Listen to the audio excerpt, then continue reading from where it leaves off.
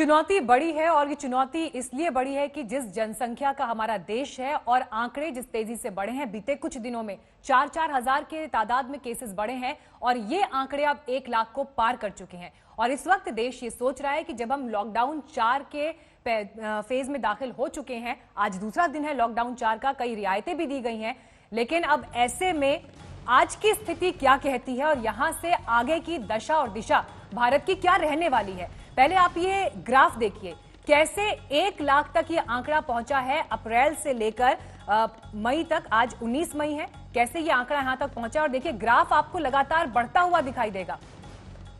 और अकेले जब राज्यों की हम बात करते हैं तो महाराष्ट्र, गुजरात, तमिलनाडु, इन 3 राज्यों के आंकड़े अगर आप जोड़ दें तो कुल आंकड़ों का 50% हिस्सा सिर्फ इन 3 राज्यों का है। तो 1 लाख तक ये संख्या पार कर चुकी है और ये 1 लाख का नंबर बहुत कुछ कहता है, क्योंकि ये दस्तक देता है खौफ की। ये जरूर ये बताता है कि आगे हमें कितना सतर्क रहने की जरूरत है और किस तरह के इंतजामों को लेकर आगे बढ़ने की जरूरत है। इन्हीं सब बातों को समझने के लिए, इन सवालों के जवाब जानने के लिए हमारे साथ देश से और दुनिया से बड़े डॉक्टर्स का पैनल इस वक्त मौजूद है। मैं इंट्रोड्यूस करना चाहूंगी अपने तमाम मेहमानों को। हमारे साथ डॉक्टर गौतम भंसाली इस वक्त मौजूद हैं। आप अध्यक्ष हैं corona virus task force committee के। Bombay hospital and medical research centre से हमारे साथ डॉक्टर साहब जुड़ गए हैं। डॉक्टर अरविंद कुमार हमारे साथ मौजूद हैं। आप सर गंगाराम हॉस्पिटल से हमारे साथ हैं। आप डायरेक्टर हैं इंस्टीट्यूट ऑफ रोबोटिक सर्जरी के। डॉक्टर राजेश एम पारिक मौजूद है हमारे साथ। आप डायरेक्टर हैं जसलोक हॉस्पिटल मुंबई के। और डॉक्टर धीरज कौल हमारे साथ न्यूयॉर्क से इस वक्त मौजूद हैं। आप एमडी हैं, स्पेशलिस्ट इन इंटरनल मेडिसिन, और कोरोना वायरस को लेकर जो मेडिसिन को लेकर कदम उठाए जा रहे हैं उसकी रिसर्च में भी डॉक्टर धीरज कौल जुड़े हुए हैं। आप सभी का बहुत बहुत स्वागत है और उम्मीद यही कि जिस स्थिति में आज हम हैं उसका सही आकलन हम कर पाएं और इसीलिए सीधे एक्सपर्ट से हम जानें। सबसे पहले डॉक्टर बंसाली, मैं आपका रुख करना चाहूंगी। 1 लाख आंकड़ा पार कर चुका है हिंदुस्तान में। लॉकडाउन 4 में आर्थिक गतिविधियों को लेकर सरकार ने बहुत सारे रिलैक्सेशंस दिए हैं, क्योंकि इकोनॉमी को बचाने की भी चुनौती है। लेकिन जो ग्राफ है वो अभी तक फ्लैटन नहीं हुआ है, आंकड़े अभी भी बढ़ रहे हैं। एक्सपर्ट के तौर पर आप आज की स्थिति को कैसे आंकते हैं?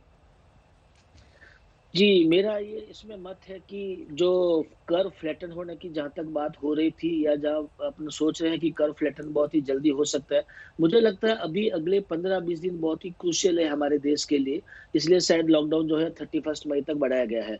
हो सकता है कि नंबर ऑफ केसेस बढ़ सकते हैं अभी और, लेकिन बहुत ज़्यादा पैनिक या डरने की बात इसमें नहीं है।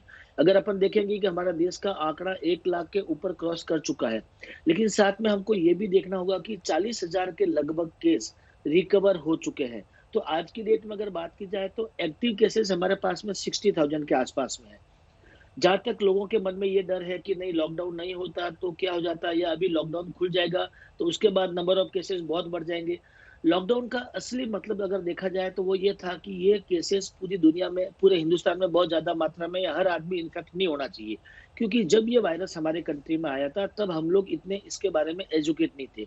अभी 2 महीने का पर्याप्त समय सबको मिला है। सरकार ने, डॉक्टर्स ने, हेल्थ के स्टाफ ने, मीडिया ने, सबने अपनी अपनी भूमिका निभाई है और सबने लोगों को जो एजुकेट करना था, जो अवेयरनेस फैलानी थी, जो हेल्थ इंफ्रास्ट्रक्चर को रेडी करना था। हम लोग इस वायरस से लड़ने के लिए हेल्थ इंफ्रास्ट्रक्चर वाइज भी रेडी नहीं थे, लेकिन ये 2 महीने का पर्याप्त समय मिला। इसमें हेल्थ इंफ्रास्ट्रक्चर वाइज भी हम लोग रेडी हुए हैं।